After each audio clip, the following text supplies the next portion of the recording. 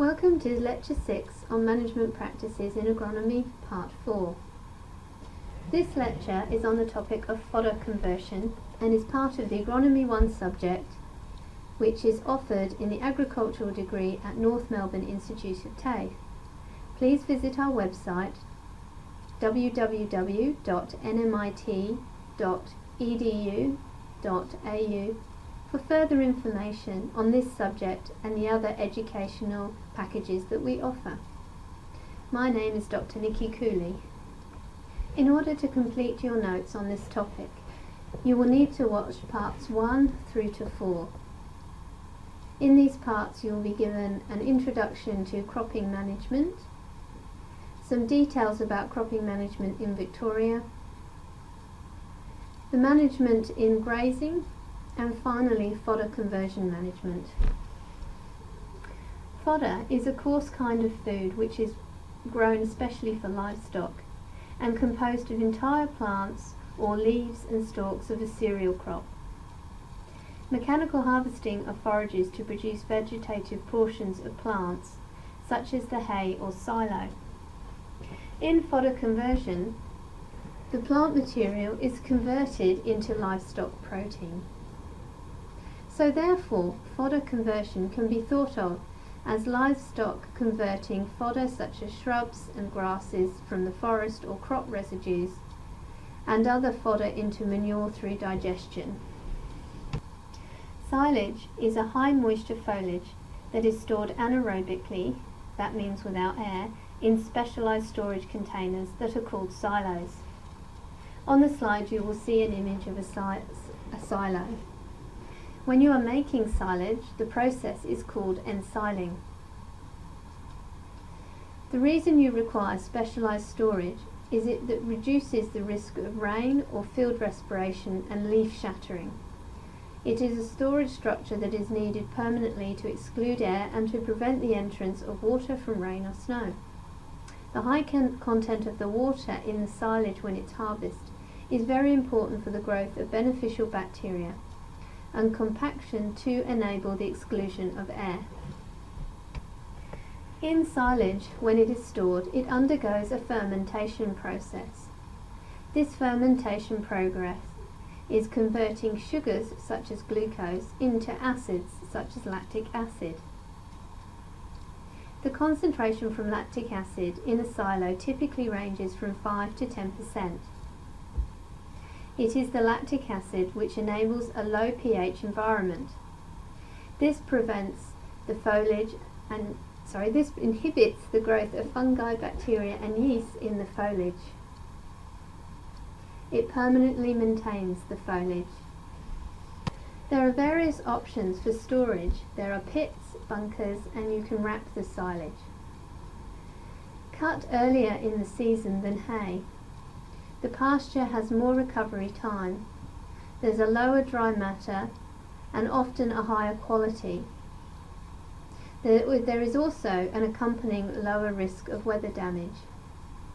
Silage that is made well will smell sweet. It is palatable and the main acid should be lactic acid. The following is a rule for when to cut different crops. Grasses, when dominant grass has about 10 to 20% ear emergence. Clovers are best cut in the early flowering stage. The same as cereals. Remember, there is always a trade-off between quantity and quality.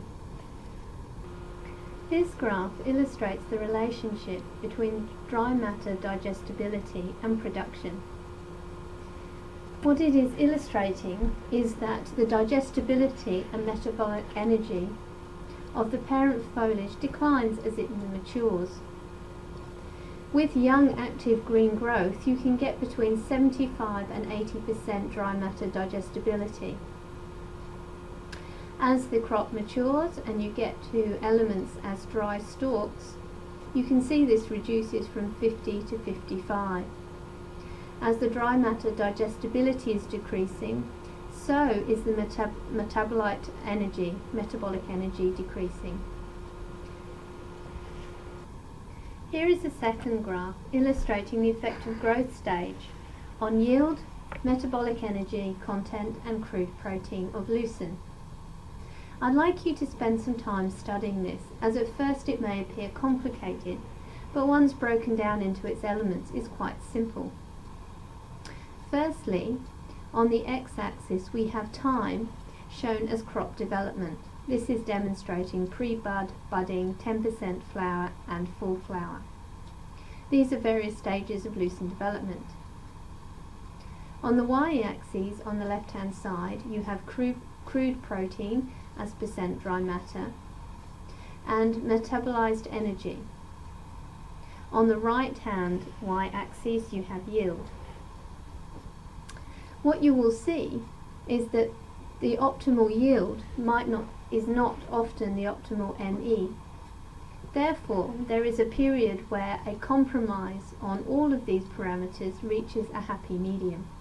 This is illustrated in the chart by two dashed lines showing the recommended stage to cut the silage.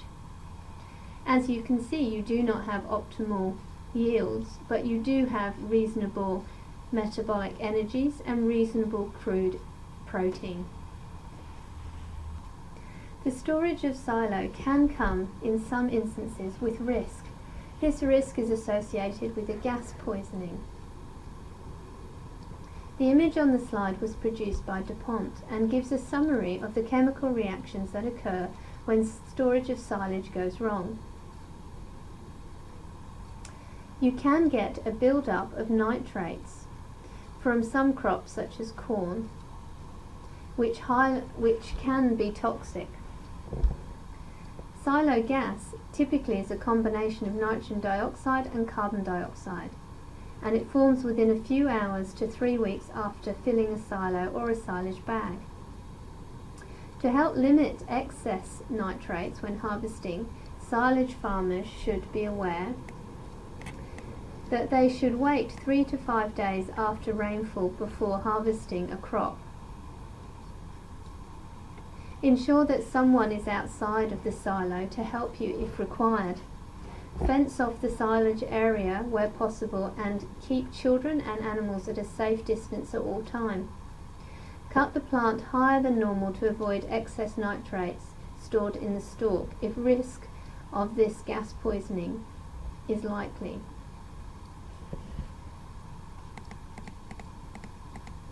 There are products which you can add to your silage to reduce the incidence of the nitrate levels.